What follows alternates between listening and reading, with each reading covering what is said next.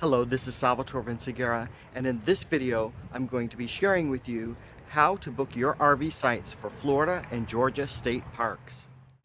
Here is the website for Florida state parks, and you notice that in the upper right hand corner you can search for various campgrounds if you know the name of it, and they have various types of camping and lodging in Florida state parks.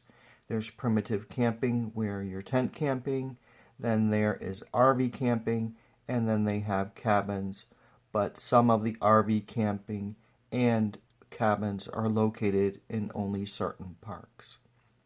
The best thing to do is plan your visit and find a park.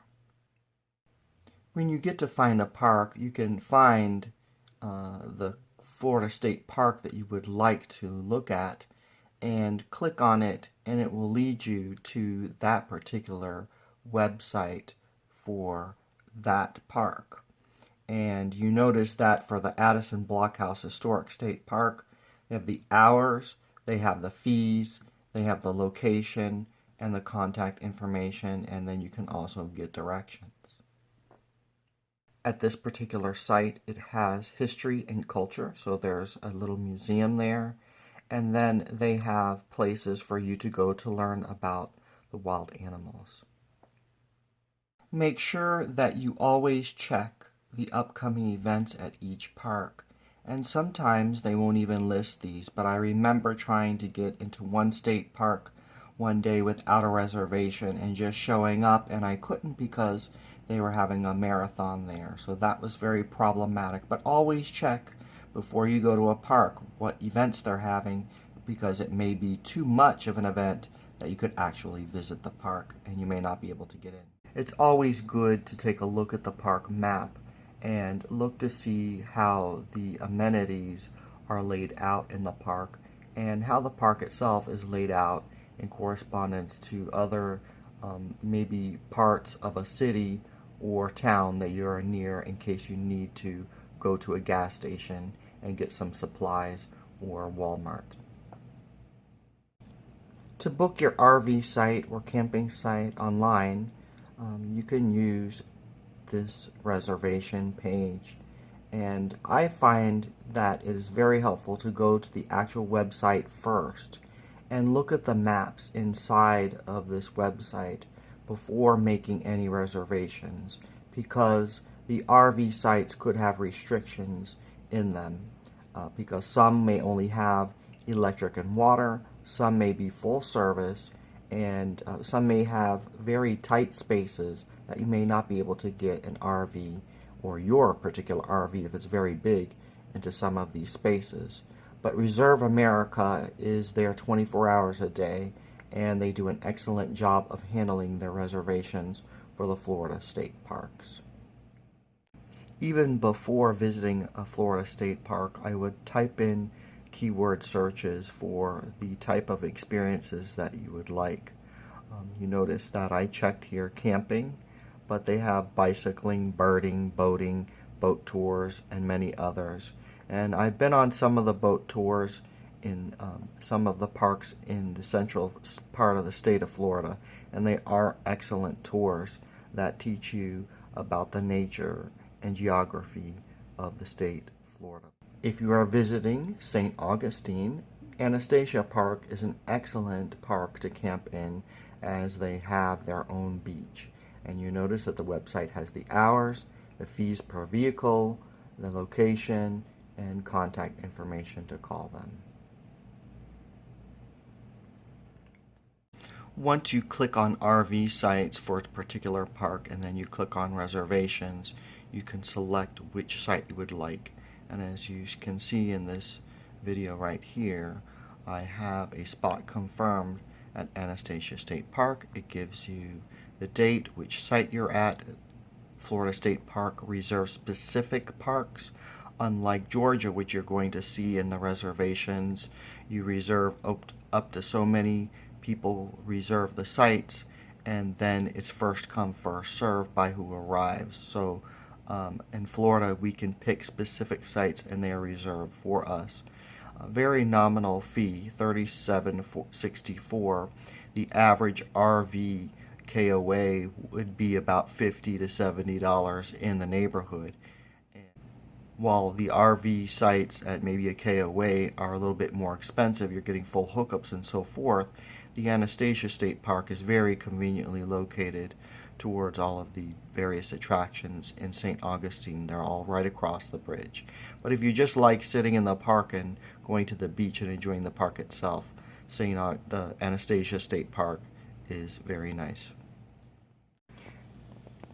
Here you can see on this page that you would log in the dates that you're going to stay, how many days you're going to stay, are you going to be flexible with your reservations or not, and then which loop you would like, and then any camping site, RV sites, cabin or lodges, tents, trailer sites, horse sites, boat sites. It depends upon the park for those types of camping spots. But in Florida, you can pick a specific site, and you notice that they have some that are, this is just electric and water. Where it's located, this is a handicap site, this is a regular site, and you can position yourself, if you need to, next to a bathhouse where they have restrooms. Or over here, these are primitive, just regular tent camping sites with electric and water. So, and you can maybe, if you're doing a group camping activity, you can have many different reservations for those specific parks. Now I'm looking at a specific site, and this particular site is number 26. And they have a picture of what the actual site looks like, so that you know what the surroundings of this site is, how shady it would be, and they will, in the description box of this particular site, tell you what amenities or restrictions that this site may have. They do allow pets. They show you the length, they show you the width, and they will also tell you, you know, it's a very tight spot, or, you know, it's going to be a regular spot for you. But always look at the alerts, because one time I booked a site and it had alerts and I didn't read the information carefully. After making sure that this is the site that you want, you would then put in the dates for the dates that you would like to come and stay, how many days you would like to stay, and then check the availability. And you may have to play around with the availability, because some of the parks in Florida are booked up very fast, or booked up for months with the snowbirds that arrive from October to about May. You will also notice that some of the RV camping sites in the Keys are booked up a lot year-round, and they're very hard to get into. So if you can grab a spot in one of those state parks, that would be just excellent. The state parks in the Keys are wonderful, and they have water views, and they're conveniently located next to some great amenities and marine biology areas and boating areas and fishing areas that you can visit. This is what the Georgia State Park website looks like. It's georgiastateparks.org. They have all kinds of different events and discounts that happen throughout the year. So it's good to always check their website to see what offers they're doing. Sometimes they give you 25% off your stay, or if you stay 2 nights, you maybe get some sort of discount in the state of Georgia. So we're going to go ahead and look at reservations. So the state of Georgia has a site very similar to the state of Florida. You can search by location. You can just do a regular search for other parks that are nearby a city, and you can also call them. Here are some of the specials that I was talking about earlier, that they do have 20% off of camper cabins at certain times of the year with the Chattahoochee Bend State Park. This is a $50 Amazon gift card when you book 2 nights at the resort and lodge where Santa comes early special. So some of these have different winter promotions to get people to stay in the Georgia State Parks. This web page shows you the different parks throughout the state of Georgia and where they're located, and you can click on them and then you would be clicking on that particular park. Georgia State Parks offers everything from archery to golf to lake fishing, nature trails, hiking, and so much more. And this is the site where you would go to look at the various locations and amenities and do your search. This is the page for Fort McAllister State Historic Park in Georgia, and this is near Savannah. So if you're ever near Savannah, this is a park that I'm going to be visiting very soon. And you notice that if you don't want to stay in your RV, they have cottages here, and you can enter the dates just like you would. You can select how many people these are. These particular cottages are for 8 people, and you'll see that you can select a whole variety: RV sites, trailer sites, and so much more. Just like Florida, Georgia State Parks has a map of their campground and where the cottages and various amenities are located, and you can scroll in and out to find out where your particular site or cottage is located. This is the reservation page for my reservations for visiting Fort McAllister, and you notice the check-in time is at 1 p.m. Usually the checkout time is 3 p.m. That's at both Florida and Georgia State Parks. This is a 50-foot campsite, and I'll get into the details later. It's overnight. They have the details of rules. It's only electric. Some are full hookups. Not all of them have full hookups, and they have the length there. But compared to Florida, a lot of the Georgia State Parks have it so that you make a reservation, but you don't have a specific site. And again, it's on a first-come, first-served basis. So if you show up late, you may not get the best site or the site that you wanted at their state park.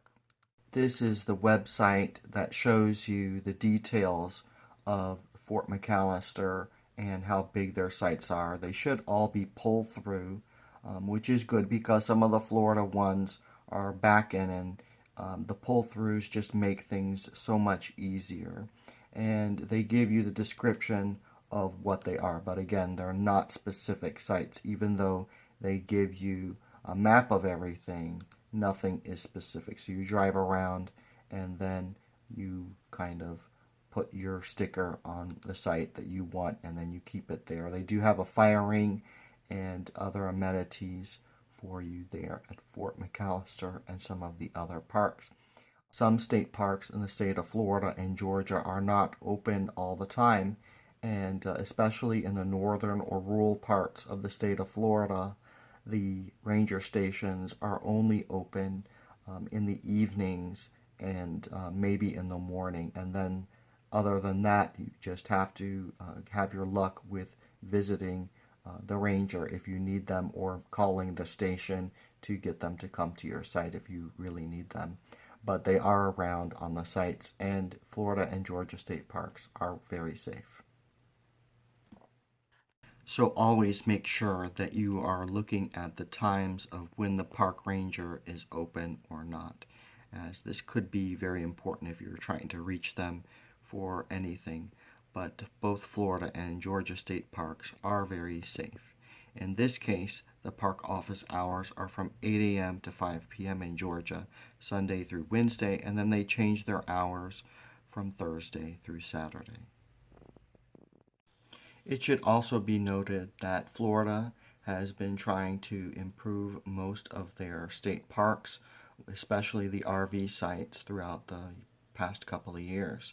And one way they have done that is through added security, and they have a gate where you plug in certain numbers and codes in order to get in and out of the park after certain hours. So it's a very good safety feature to make your experience a lot more enjoyable. This is Salvatore Vinciguerra. Thank you for watching this video on how to book your RV sites for Florida and Georgia state parks. If you like this video, please like it, subscribe to this channel, and have a great day. Thank you.